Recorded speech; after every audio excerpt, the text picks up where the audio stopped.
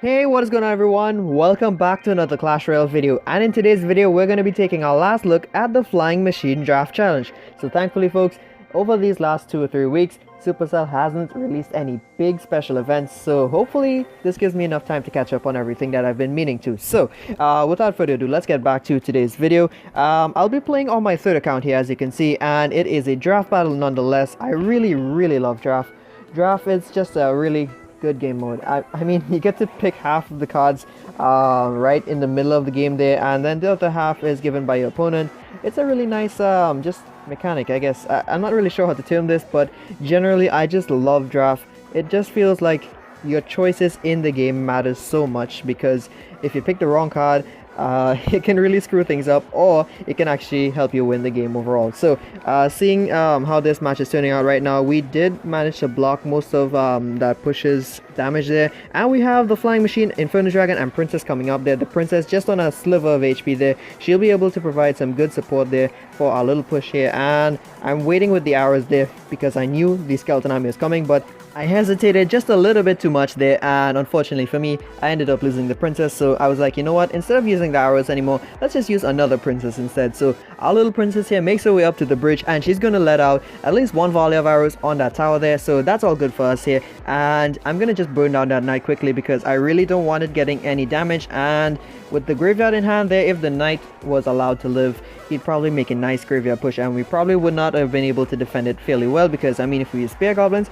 he's also got the zap spell for that there, so things might get a little bit nasty there. So we're gonna just set up a Flying Machine all the way in the back there just to start off a little push here and get ready to defend. And that Hog Rider is gonna be a little bit of a nuisance to me, but those Spear Goblins do manage to make quick work of it, and the Fire Spirits, man, they wrecked the Flying Machine. Fire Spirits do just as much damage as a Fireball would, if not a little more, if that third spirit connects. And now take a look at this here. I'm going to use the Ice Spirit there predictively, and we catch those skeletons, because if he had used the Skeleton Army on the left lane instead there, it would have been a little bit difficult for the Ice Spirit to smother all of that there and kill all of those dudes, but thankfully he used it on the right lane, so we were all good to go there with that there. So we're gonna burn down that knight there once again, and I'm gonna get ready to chip at that right side tower, because man, look at that. We've been chipping away at that tower the entire match there, and we've been doing fairly well with it. So I'm gonna take advantage of the Flying Machine's range here right now, and it's gonna be sniping the Hawk Rider on the right lane and moving back onto this left lane push.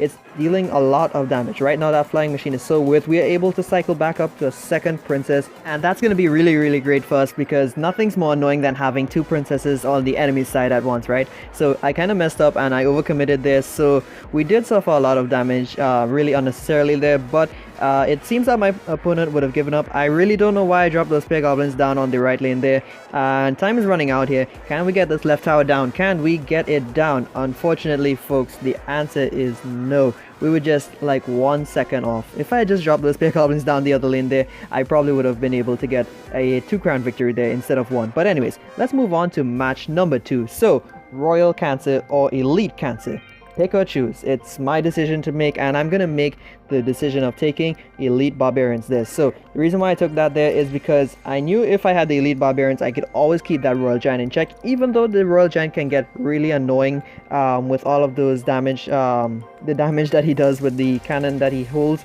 I just really prefer the Elite Barbarians because I can still use them defensively and counter push, whereas the Royal Giant now, on the other hand, he can leave you with some negative trades if your enemy has something like a Inferno Dragon or maybe a Tesla or anything of the sort there. He can always leave you at an elixir disadvantage if he's countered fairly easy. So I mean, Elite Barbarians are kind of the same, but in this matchup here, I think the Elite Barbs were the best choice. So let's see how our opponent reacts now. I placed that tombstone a little bit early there, and he takes advantage of it. Well played by him there. He knows that the Royal Giant will not target that tombstone there, so he's free to do what he wishes with it there. And I'm debating whether or not to use the lightning. Instead, I go for using the witch, and good grief, fireball raining down on that left side tower there. He catches the witch and the tower there, so that's value time for him, folks. He's getting a lot of value off of my misplays here right now, and honestly at this point in time I'm a little bit frustrated because I'm just losing overall and I'm making silly mistakes. So mistakes happen, we all do them, and at times I'm just making really poor plays.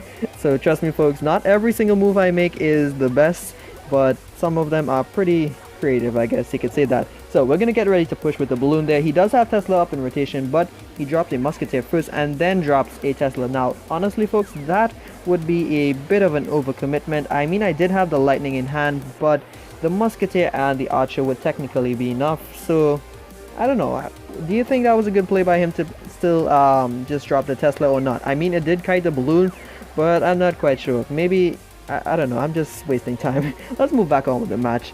So he starts off with Lava Hound in the back there, so he's at 4 elixir and I'm almost at full here, so I'm just going to invest in an Ice Wizard. I always love stalling a Lava Hound with an Ice Wizard there because you can just defend a little bit with him and just continue pushing on the opposite lane there. So that's exactly what I'm going to do.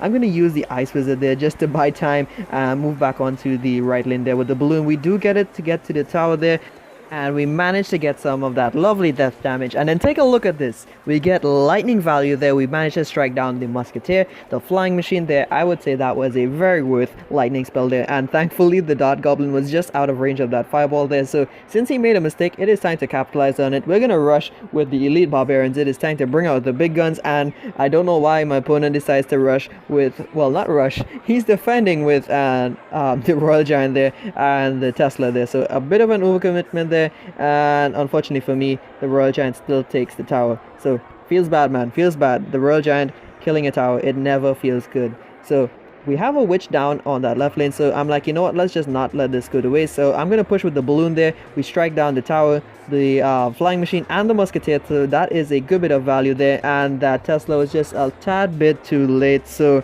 the royal giant there couldn't save him this time. We managed to get the dart goblin to lock onto that tower along with the witch, and that tower goes down. So it is overtime folks.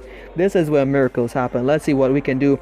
So Elmo drops a Lava Hound in the back, so it is just go time. We drop those elite barbs there, and he's struggling to defend against them right now. We have the elite barbarians tearing up that Tesla there. The balloon is going at the tower there with just a little bit of HP. It does get one shot on that tower there, and that bomb is just about going to finish it. But what is this? That spear goblin just kill steals, and that is going to do it for match number 2. So 2-1, not bad overall. And now for match number 3, we have got the mini P.E.K.K.A. or the battle ram there. I'm gonna take the mini P.E.K.K.A. for some lovely pancakes. Miner or graveyard, that's not a question. We're gonna take the miner. Skeleton army or guards, we're gonna take the skeleton army. And cannon or flying machine, I'm gonna settle with the flying machine just to see how it can go. So starting off this match here, I'm just going to deploy a miner right on that right side tower there and see what we can do. My opponent now, he's just struggling to think about what he should do, so he's going to drop a cannon on defense there. Honestly, that cannon wasn't so necessary. It's just going to sit there and die, so I would have rather dropped something like guards or something like that. But he sees me drop the Ice Spirit in the opposite lane there, and he rushes with the battle ram there and also throws a predictive log. Well played, dude, well played. He caught me off guard there. I didn't see a log in rotation or up for grabs, so I wasn't sure that he would have a cheap spell like that, but I probably should have guessed that because I had zap. So anyways, we're gonna have to learn from our mistakes, and I'm just gonna use that miner there to take care of the princess there.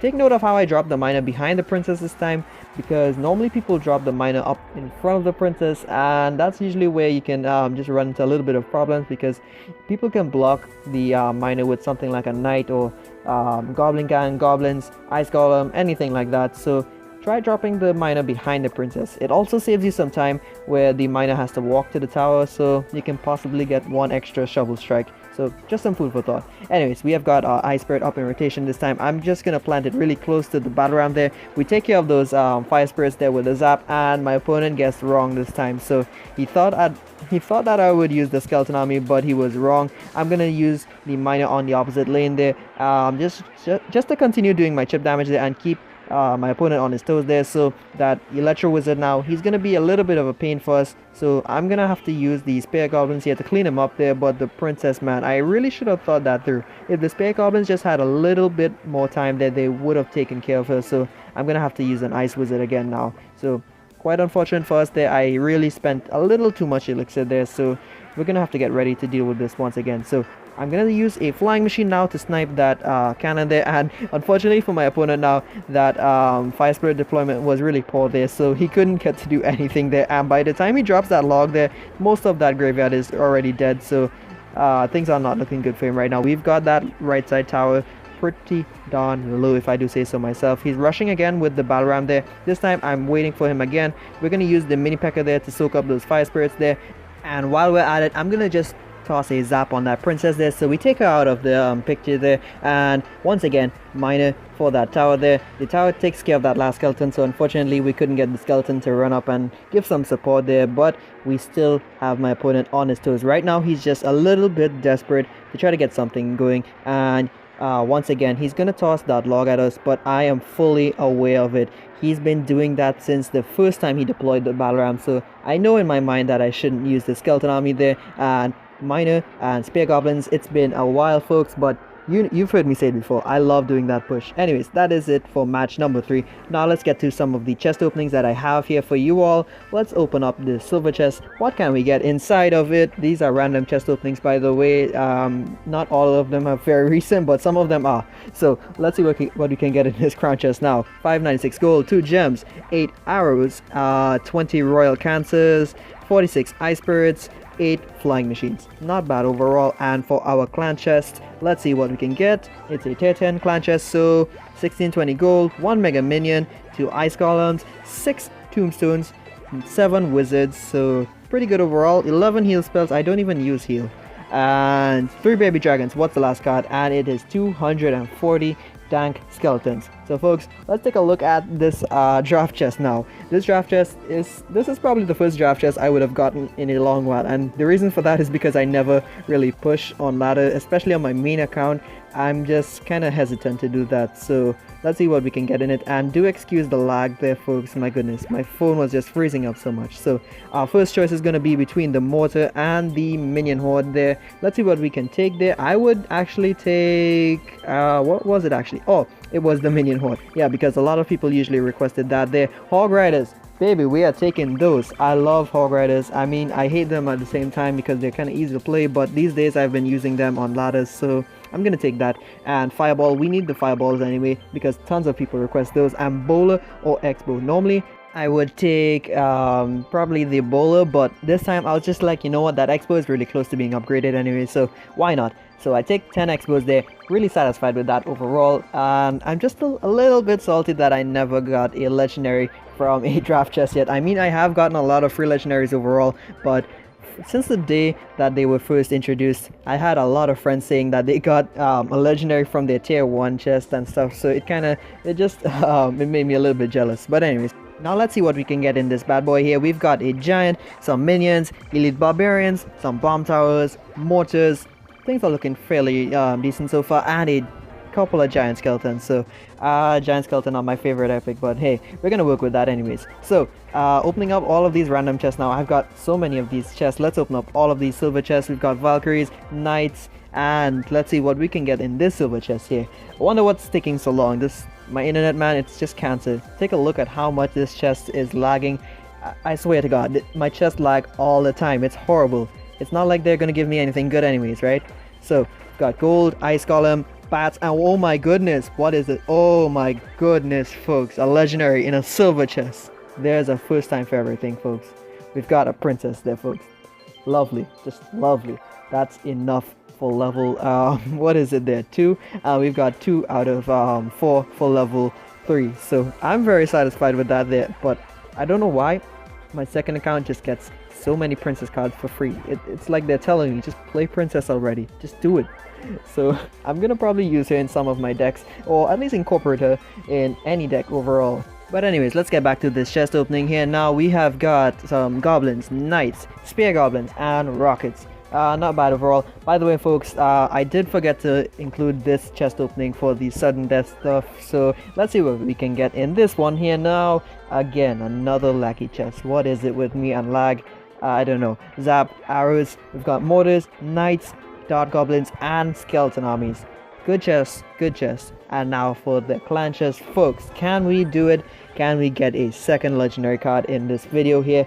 I'm probably not gonna ever be able to top that record of 3 in one of my previous videos, but hey, a guy can dream, right? By the way guys, before I forget to mention, I actually wrote a second guide already on Stats Royale, so if you guys want to check it out, I'll leave a link to that down in the description down below, so do check it out. I think it came out pretty good, and this time I figured out how to do the text formatting and stuff, so things look a little better aesthetically. So we have some quests we're redeeming there, and let's see how much cards we can get in this crown chest. It's 8 rares, so I always check the rares before I open any card, well, any chest. So let's see what we can get. Some bombers. What's next? The skill horde, 50 skeleton barrels, and 8 bomb towers. Now folks, for the clan chest, this is going to be the last chest opening for today's video. By the end of this video, you're probably sick of chest openings, so I'll try to dial down on that in my next few videos. So we've got 2 giants, 34 skeleton barrels, 42 fire spirits, not bad, 81 zaps, I love zaps, and 83 royal giants, and 25 goblin huts, not bad, and 3 rage spells. Man, I just hate getting rage spells and clone spells in my chest. But anyways, that is gonna do it for today's video. I hope you guys enjoyed. Before you all go, do leave a comment letting me know what you all thought of this video, or maybe any other video that you all would have watched. Just let me know what you all think of the content so far. But anyways folks, just remember, if you keep on digging, you'll eventually strike gold. But even then, keep on digging deeper. You'll eventually come across something even more worth your while. So once again everyone, thank you so much for stopping by, and I hope to see you all in the next one. Peace out guys.